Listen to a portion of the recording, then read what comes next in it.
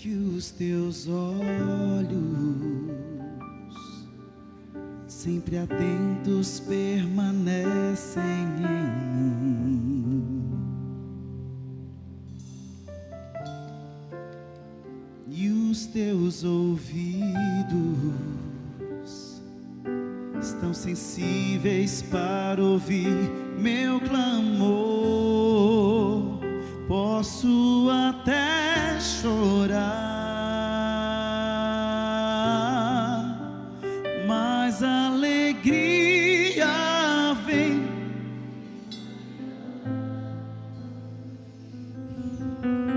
És Deus de perto e não de longe, nunca mudaste, tu és fiel.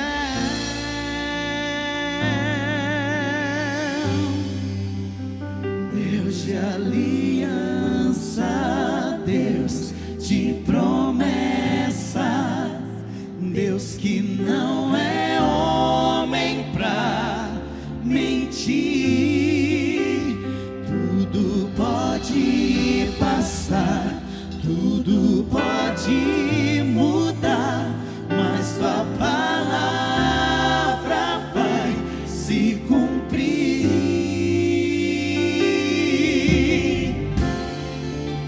Sei que os teus olhos, sempre atentos, permanecem em mim, e os teus ouvidos estão sensíveis para ouvir meu clamor. Posso até chorar, mas a alegria vem de manhã. És Deus de perto e não de longe, nunca mudaste, tu és fiel, tu és fiel. Deus de aliança, Deus de promessa, Deus que não é homem pra mentir.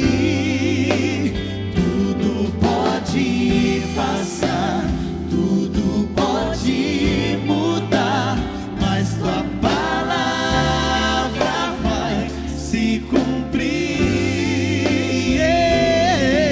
Eu posso enfrentar o que for, eu sei quem luta por mim. Seus planos não podem ser frustrados. Minha esperança está nas mãos do grande eu sou. Meus olhos vão ver o impossível acontecer. Deus de aliança, Deus de promessa, Deus que não é homem pra mentir. Tudo pode passar, tudo pode mudar, mas tua palavra vai se cumprir. Deus de aliança, Deus de promessa, Deus que não é homem pra mentir. Tudo pode passar, tudo pode mudar, mas tua palavra vai se cumprir.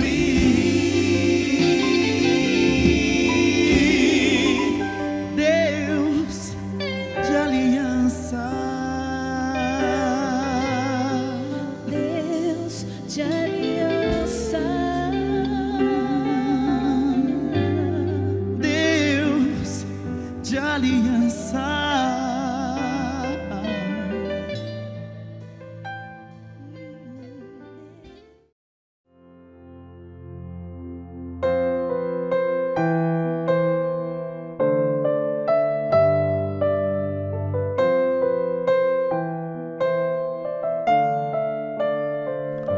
Olá, paz do Senhor a todos, boa noite.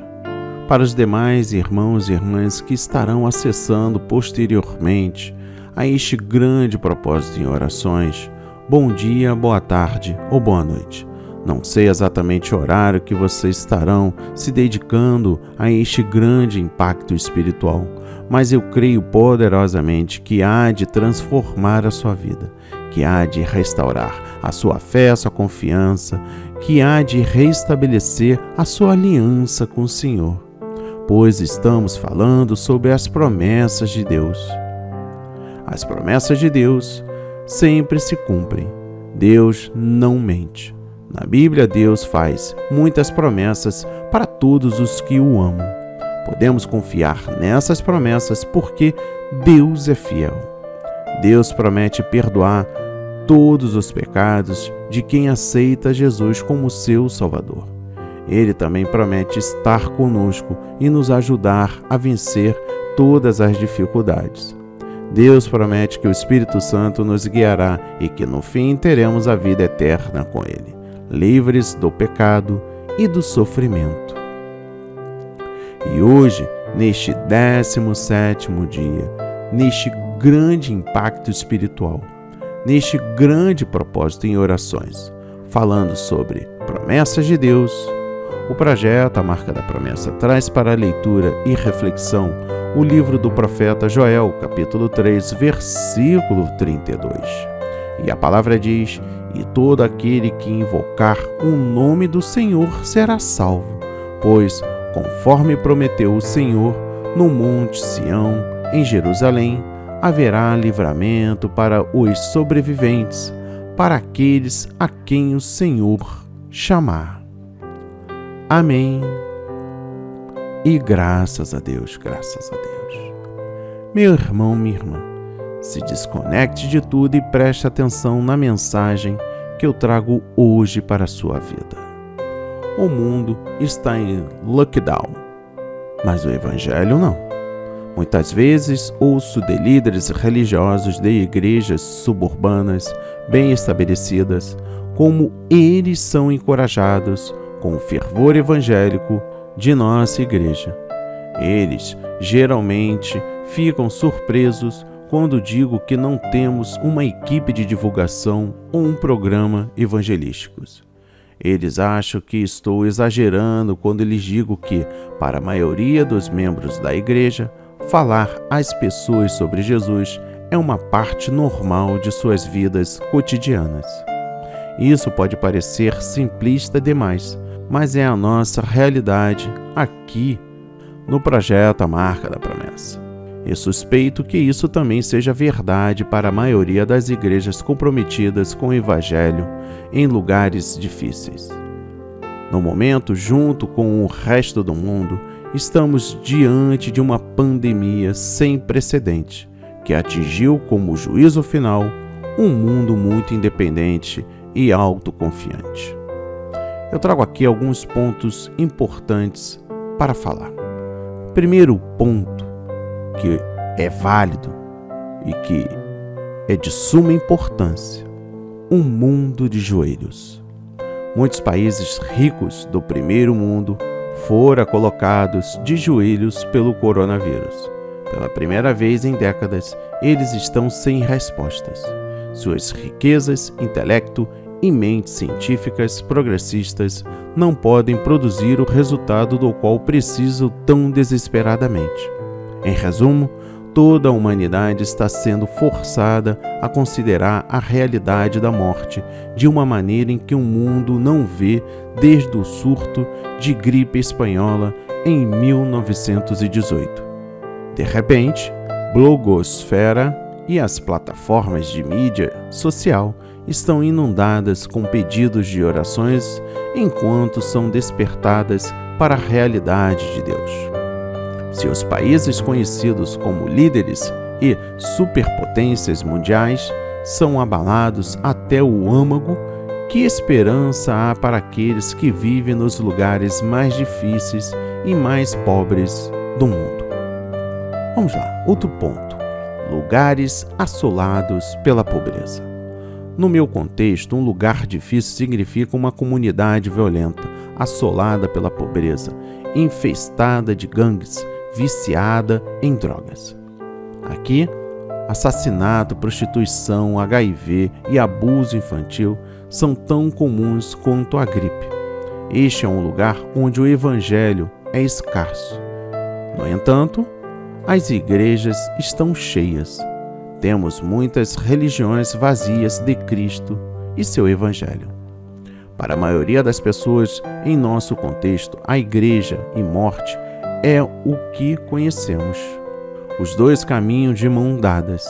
Um domingo típico terá muitas pessoas que rejeitam a Cristo se dirigindo para algum culto na igreja. Mas isso não inclui todos. Como em muitos lugares, os mais pobres de nossas comunidades são os menos alcançados.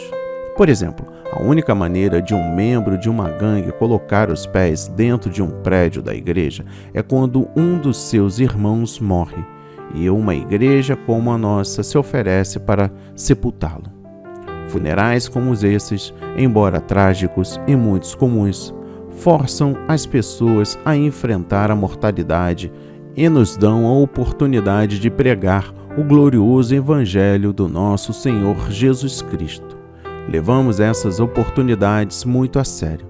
Na maioria das vezes, é a única chance que temos de confrontar aqueles que, de outra forma, nunca ouviram o Evangelho.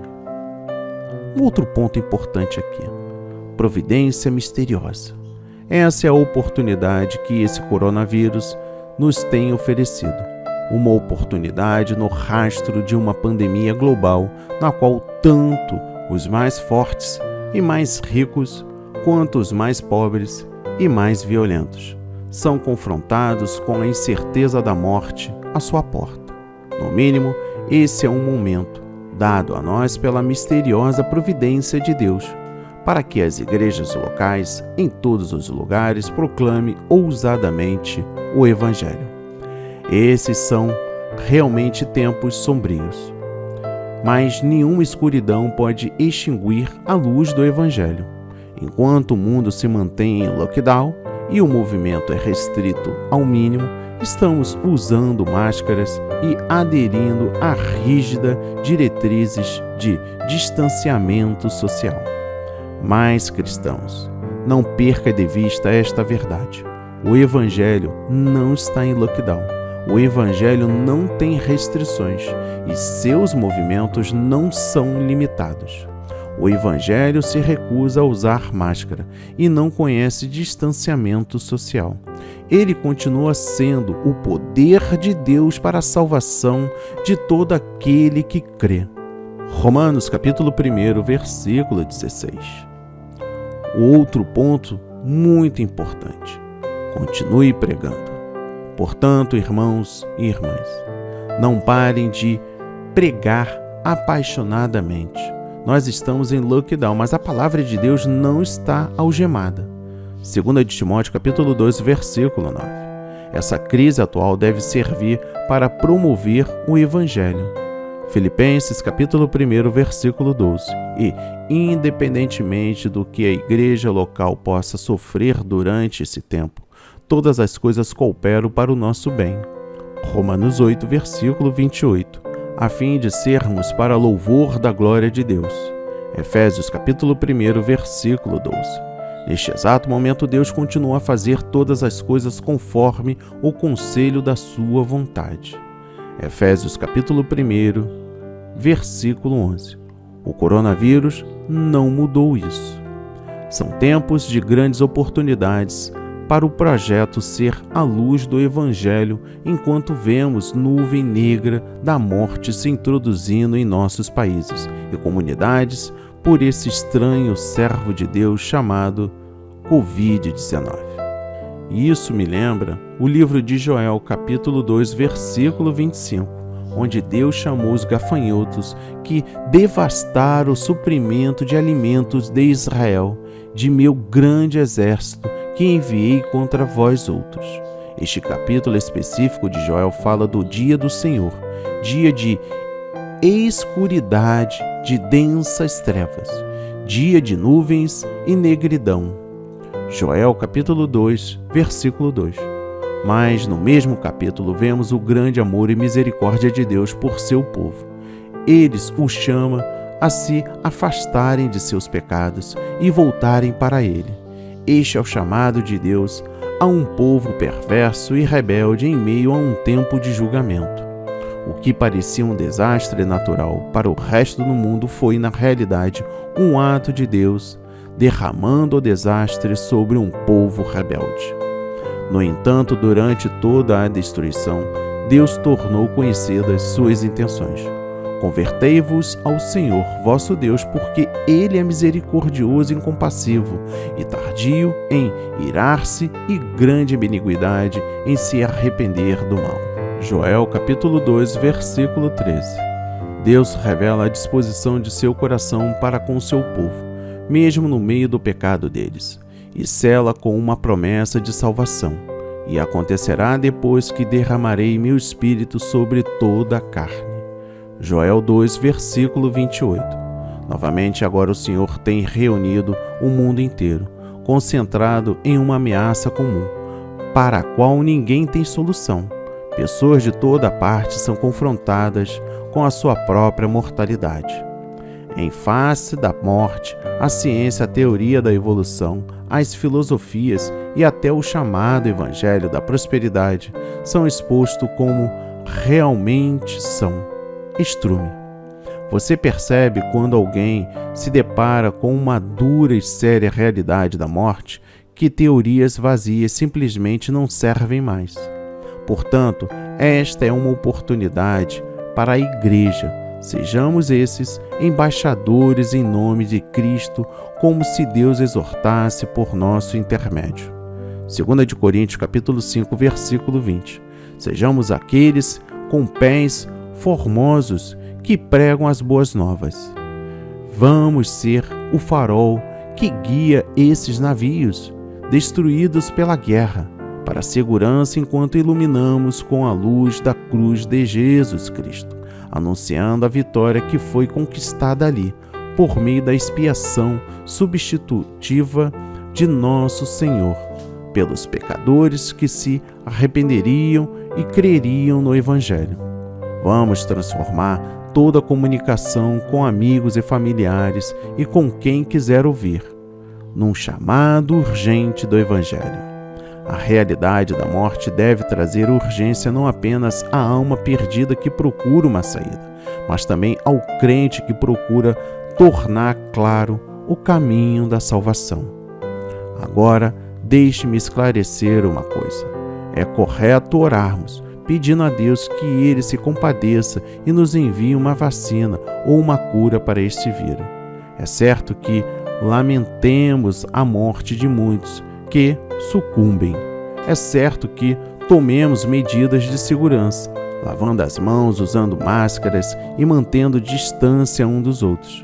É certo que respeitemos as regras de bloqueio que nossos respectivos governos estabelecem para nós.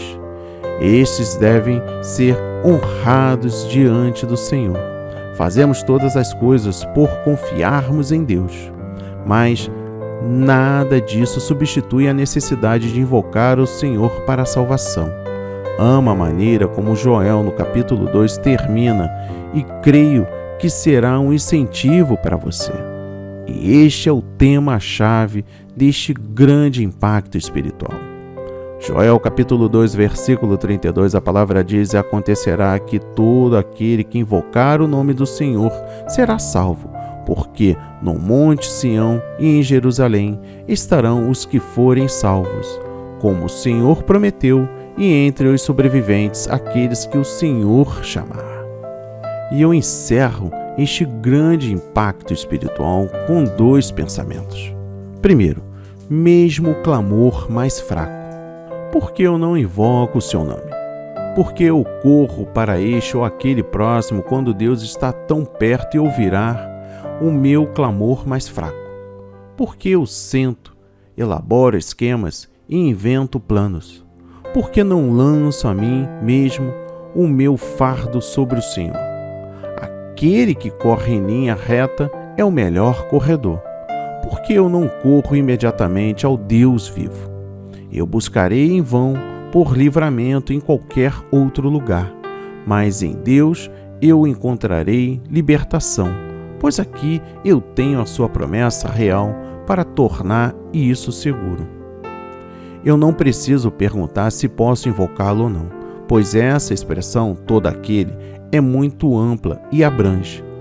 Todo aquele inclui a mim, pois significa qualquer um e todos que clamam a Deus. Portanto, seguirei a ordem do texto e imediatamente invocarei o glorioso Senhor que fez tão grande promessa. Meu caso é urgente e eu não sei como serei salvo, mas isso não é algo que eu mesmo farei. Aquele que faz a promessa conhece as formas e meios de cumpri-la. Cabe a mim obedecer aos seus mandamentos. Não devo dirigir os seus conselhos.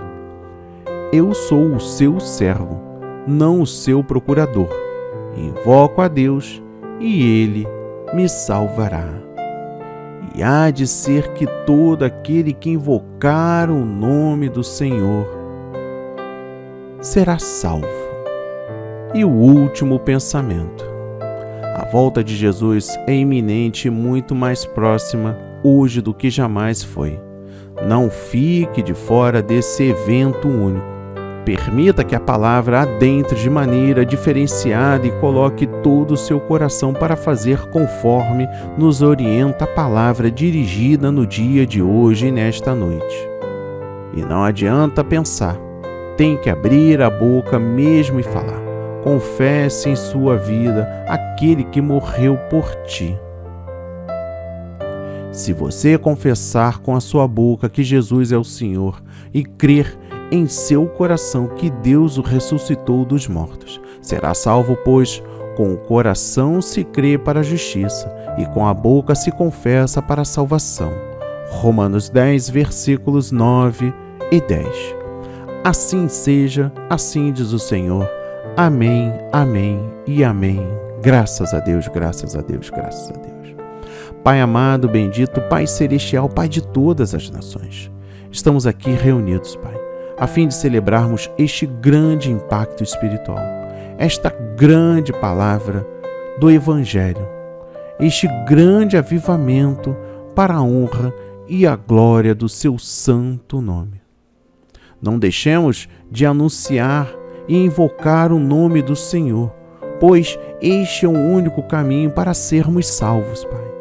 Conforme prometeu o Senhor, no Monte Sião em Jerusalém, que haverá um grande livramento, e nós estamos vivendo este tempo agora, mesmo diante a este lockdown forçado, em que as pessoas estão dentro das suas casas, lares, aonde há a verdadeira intenção do significado do propósito, porque muitos não conheciam a sua família, estavam focados em dinheiro, em ostentar coisas, trabalhar, não estavam cuidando da saúde. Mas Deus nos dá o livramento, e eu sei que nesta noite está havendo um grande livramento para os sobreviventes, para aqueles a quem o Senhor chamar. E ouço a sua voz dizendo: eis-me aqui. Em nome de Jesus eu oro e agradeço. Amém, amém e amém. Graças a Deus, graças a Deus.